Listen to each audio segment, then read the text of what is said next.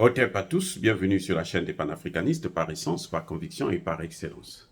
Celle des citoyens qui émitent par nécessité et obligation de combat. Nous sommes une chaîne qui n'est guidée que par nos ancêtres et rien que par les ancêtres qui appartiennent à l'égrégore du monde noir. Par conséquent, nous ne croyons en aucun Dieu venu de l'étranger. Toutefois, cette vidéo n'est aucunement destinée à inciter à la haine ou à la violence, car nous menons un combat qui est d'abord et avant tout spirituel, intellectuel et démocratique. Ensuite, il est politique, géopolitique et géostratégique. Contre l'impérialisme, le colonialisme, le néocolonialisme et l'endocolonat, qui sont tous qualifiés de crimes contre l'humanité. Nous menons ce combat sur la base du principe fondamental que nous avons hérité de nos ancêtres kémites, qui est celui de la Mahat, c'est-à-dire solidarité, vérité et justice. Vous êtes donc en droit de connaître la vérité et nous avons l'obligation de vous dire la vérité, rien que la vérité, afin que justice soit rendue au continent africain. Et ça, c'est notre modeste contribution dans cette noble lutte en faveur de la souveraineté, la dignité, la solidarité et l'unité africaine. C'est exactement ça que nous appelons le panafricanisme. Bien-aimés frères et sœurs, Alassane Ouattara a des sérieux problèmes avec sa fameuse force d'intervention qui devrait aller combattre au Niger pour enlever Tchani du pouvoir et ramener Bazoum. Il a des problèmes. Les problèmes sont tellement compliqués que Alassane Ouattara, maintenant, est carrément décidé de radier 2 bataillons. Eh oui, 2 bataillons de force spéciale. Celui qui s'occupe de la criminalité transfrontalière et le bataillon qui lutte contre la grande criminalité.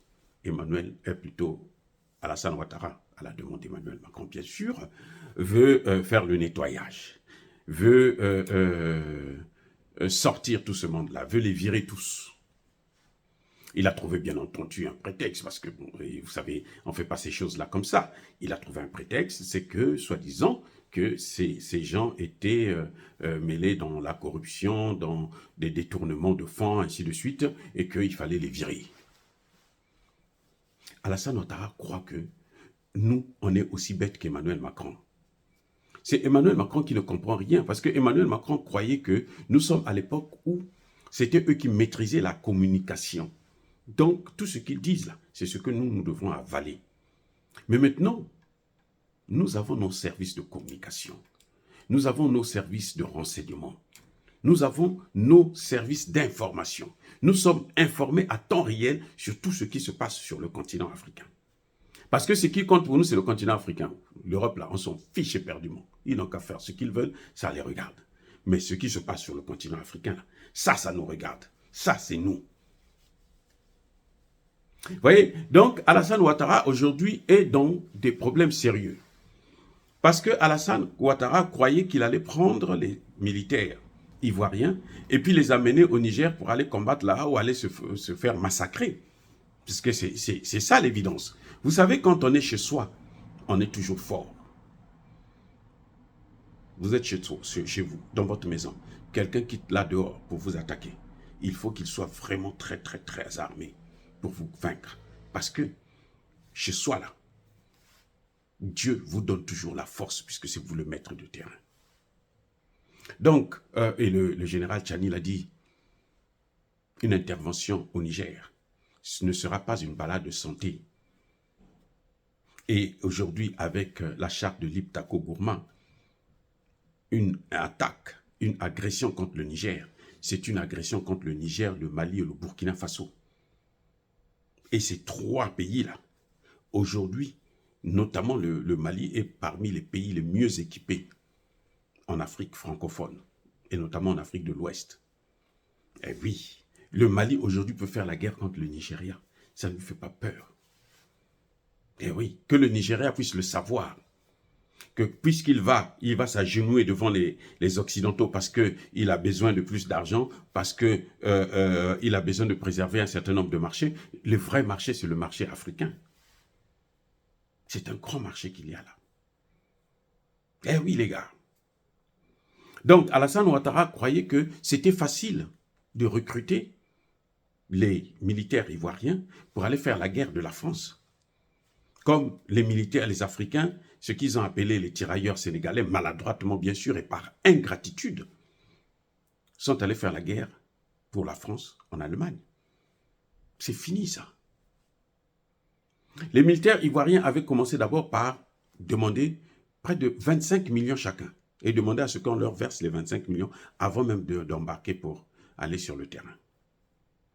Après, ils ont demandé à ce que chacun puisse avoir une villa. Oui. Et voilà les critères. En fait, ils faisaient un chantage parce qu'ils savaient.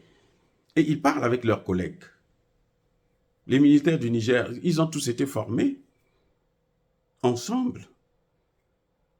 Parmi les hauts gradés de la Côte d'Ivoire, beaucoup connaissent bien le général Tchani, puisque le général Tchani a travaillé pour les Nations Unies en Côte d'Ivoire, lorsqu'il y a eu l'ONU ici, en 2010. Entre 2001 et 2010, le général Tchani était en Côte d'Ivoire. Vous voyez, donc, ils se connaissent. Et ils se disent les vérités, ils disent ça, c'est les décisions politiques. Nous, sur le plan militaire, on n'a pas de problème, on ne peut pas venir là-bas. On n'a rien à faire. Donc, pour ne pas dire directement au président Alassane Ouattara, le président ou le préfet de la France en Côte d'Ivoire, eh ben, ils ont commencé à faire du chantage, à poser des conditions qui devenaient de plus en plus dures pour Alassane Ouattara d'exécuter. Et là, Alassane Ouattara a piqué une crise. Maintenant, il veut virer ces 2 bataillons de forces spéciales. Et ce sont les meilleurs. C'est la crème de la Côte d'Ivoire. Donc, il sait que s'il fait ça, il ne pourra plus jamais compter sur les militaires ivoiriens pour aller faire la guerre. D'ailleurs, les Français eux-mêmes le savent. De plus en plus, les Français sont en train de se remettre à l'évidence, comprendre que notre sort est scellé au Niger et qu'on est seulement condamné à retirer nos troupes et notre putain d'ambassadeur. Voilà ce qu'attendent les Français.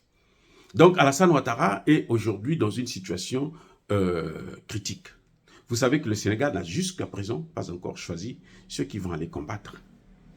Il est en train de recevoir des armes françaises et des militaires français, sous prétexte qu'ils vont maintenant faire des exercices militaires. Depuis quand la France a déjà fait des exercices militaires avec les pauvres Africains en Afrique, pour protéger l'Afrique? Depuis quand?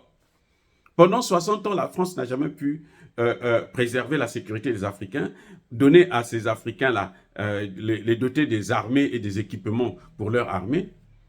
Et c'est maintenant que la France veut se passer pour une puissance sérieuse? Non.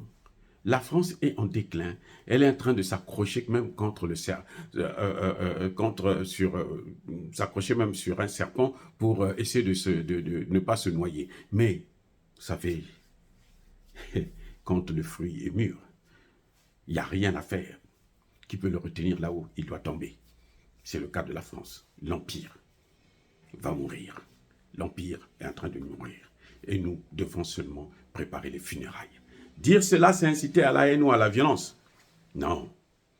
Ce que je voudrais faire remarquer ici, c'est que si Alassane Ouattara continue à vouloir faire la guerre au Niger, il aura un coup d'État. Attendez, je répète. Si Alassane Ouattara continue à vouloir déstabiliser la sous-région, les militaires ivoiriens vont le destituer, le déstabiliser, le virer, comme on a fait à Bazoum. La démocratie n'est pas un gage, ou l'élection, plus encore que nous savons que ce sont des élections truquées, ne constitue aucunement un gage de sacrifice de nos pays pour les intérêts des Occidentaux. Ce n'est pas non plus un gage d'invasion pour la France, pour occuper nos territoires et puis continuer la colonisation. Non, c'est fini. À Alassane Ouattara de tirer la leçon. Oh, bien-aimés frères et sœurs, soyez bénis. Je persiste et je signe. Soyez abondamment bénis par le Dieu des Kémites et par nos ancêtres angélisés. Mais que tous ceux qui persécutent le continent africain le pillent et le déstabilisent, qu'ils soient noirs, blanc, chinois, arabe, indien, qui qu'il soit puni, maudit, foudroyé, neutralisé, écrasé, effacé par ce Dieu de Kémit et par nos ancêtres angélisés. Vive l'Afrique éternelle, j'ai dit et j'assume.